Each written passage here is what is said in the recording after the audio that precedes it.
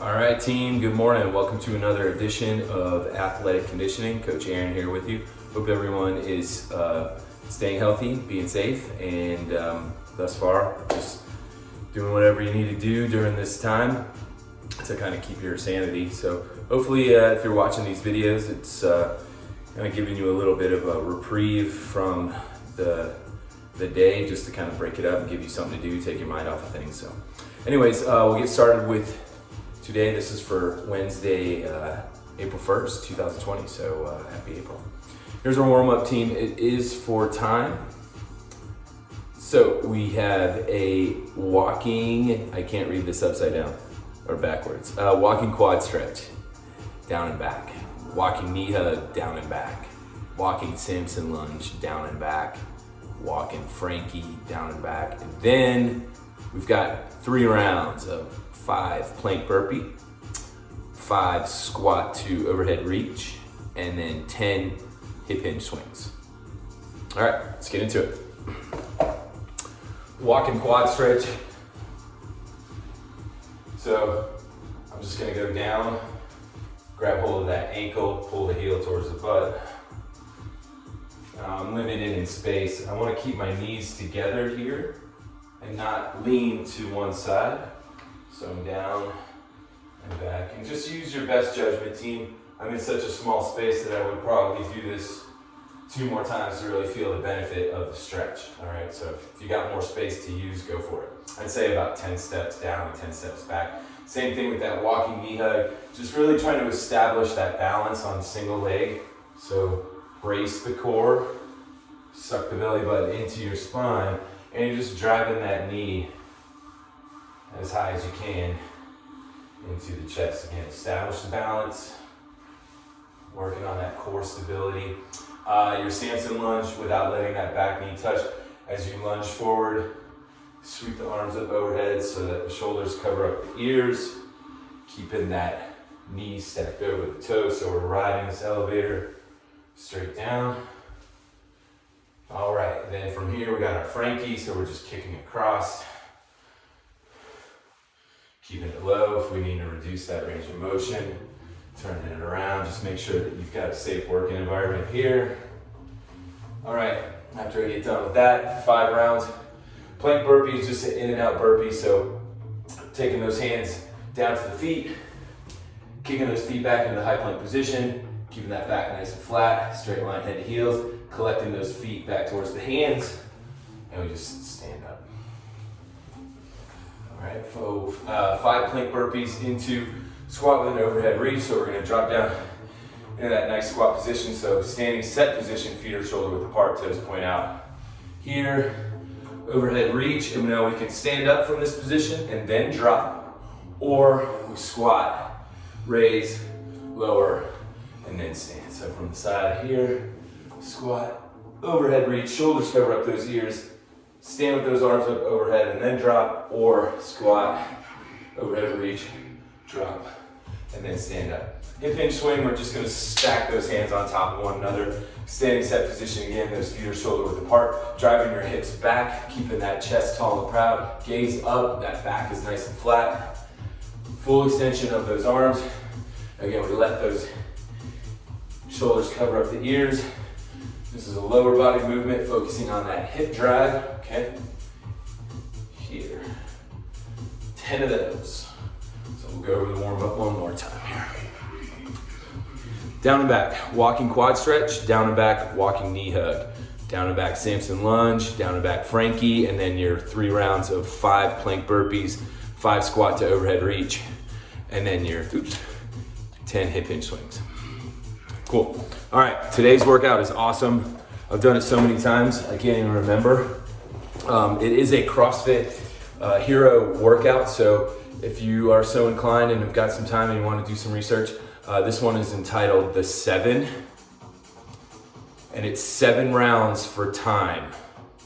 So as long as it takes you of 7 hand release push-ups, 7 dumbbell or object thrusters, 7 dumbbell or object double crunch, 7 dumbbell or object deadlift, 7 plank burpees, 7 kettlebell swings, and then 7 bent over rows. Notice there's no rest here, team, so it's entirely up to you to take this at your own pace and find time to recover as needed, okay? And that can come in between your movements, that can come at the end of each round, but I'll let you be the best judge of that, all right?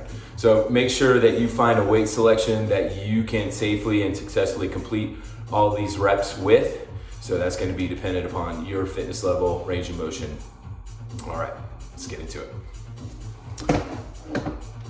So with hand release push-ups, you're getting set up into that high plank position. So again, making sure that the hands are stacked underneath the shoulders, straight line head to heels. All right, and there's that nice flat back. So I'm gonna drop those hips. You won't be able to see me, but I am gonna take the chest and thighs all the way to the deck and then slowly lift those hands just about 1 or 2 inches off the floor, pushing myself back up in that high plank position. Let me see if I can't tilt this just a little bit. All right. There we go. That's better. Straight line head to heels. Nice. And then from the knees, again, just keeping those hands stacked underneath the shoulders. But we still should be able to let that go on the bottom, okay? So chest and thighs to the deck, release the hands, push back up in that high plank position. 7 hand release push-ups. 7 dumbbell. All right, so standing set position here. I want my feet shoulder width apart with the toes pointed out because I'm dropping down into a squat. We're gonna set the dumbbells on top of the shoulders, and we're always gonna reset the dumbbells to the top of the shoulders. So we're gonna drop down into that full squat. Backs of the thighs parallel to the floor. I'm gonna use the lower body. The legs help me drive this weight up overhead. Shoulders cover up the ears, and we wanna keep those arms close to the sides of the head. All right. Now if I was gonna be working an object here, I've got a heavy ball, right? I could use a soccer ball. All right, so overhead and those shoulders cover up the ears. All right, after your 7 dumbbell thrusters, we got 7 double crunch. I'm gonna make this diamond with my thumb and forefinger so that my palms face up here. All right. Now I am gonna take this dumbbell overhead, so be mindful of your range of motion as well as your flexibility in the shoulders to determine how far back you can come. But palms are up, all right? Dumbbell is gonna come behind the head, and I'm going to bring my straight arms to bent knees, reset the head, neck, and shoulders, and the heels, but I'm not gonna let the dumbbell touch the floor. I don't have that kind of range of motion. I'm gonna reduce the range of motion so I can still see the dumbbells behind me here. All right, and then I've got all kinds of options at this point, team. So I don't have to reset. I can remain in a hollow hold, that's a challenge. I can drop the heels and bend the knees to shorten that lever. I can come correct with just a body weight, double crunch, or a crunch, all right? So we've got 7 double crunches. Next up are your deadlifts. Again, I'm gonna rock the dumbbells here. So this is lower body, team. We want those feet in that standing set position to be about hip width apart. Slight bend in the knees, okay? Keeping that back nice and flat. Now we wanna drive those hips back. So we're hinging in the hips, back is flat, back is flat, back is flat. And then we get into that little bent knee a little bit more once the dumbbells are passed. So I'm gonna stop at mid-shin, but your range of motion is going to be dependent upon your mobility as well as your flexibility. All right, back is flat, and then we're going to keep those dumbbells scraping along the front of the legs, the tops of the thighs, and the shins there. All right, full hip extension at the top, so we're going to lock those knees and hips out. So hinge in the hips, slight bend in the knees, and then we can bend the knees just a little bit more once the dumbbells are passed. All right. So from here, I've got an object, which is my bucket, filled with a water jug. I don't fill it with water, just with the jug in here. All right, so grabbing it by the handles. Again, that standing set position, so feet are about hip width apart, shoulder width apart, back is flat.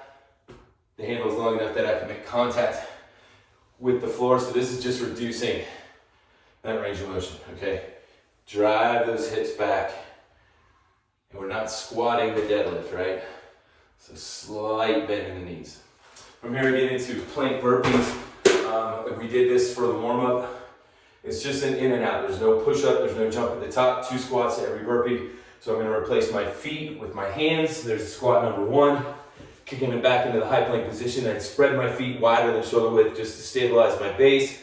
Hands are stacked underneath the shoulders, and then I collect my feet back to my hands, and then that second squat, and stand up. Again, we can walk this out and back in as your option.